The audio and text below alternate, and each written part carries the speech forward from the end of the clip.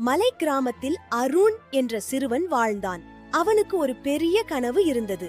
ஒரு நாள் உண்மையான டிராகனை பார்க்க வேண்டும் என்று. டிராகன்கள் மறைந்து போச்சுன்னு எல்லாரும் சொன்னாலும் அருண் நம்பிக்கையை விடவில்லை. ஒரு நாள் காட்டின் ஆழத்தில் நீல ஒளியைக் கண்டு அருகே சென்றான். அங்கே ஒரு பெரிய ஒளிரும் நீல நிற முட்டை இருந்தது. அது என்ன என்று ஆச்சரியப்பட்டு அருகே சென்றான். கிராக்! முட்டை உடைந்து ஒரு குட்டி டிராகன் வெளியே வந்தது. நீ ரொம்ப கியூட்டா இருக்கே என்று சிரித்த அருண் அதற்கு ஸ்பார்க் என்று பெயர் வைத்தான். அவை இரண்டும் நாய்க்குட்டி போல விளையாடினார்கள். நாட்கள் கடந்து ஸ்பார்க் வளர்ந்தது. ஆனால் ஒரு மந்திரவாதி அதை சங்கிலியால் கட்டி கடத்தினான்.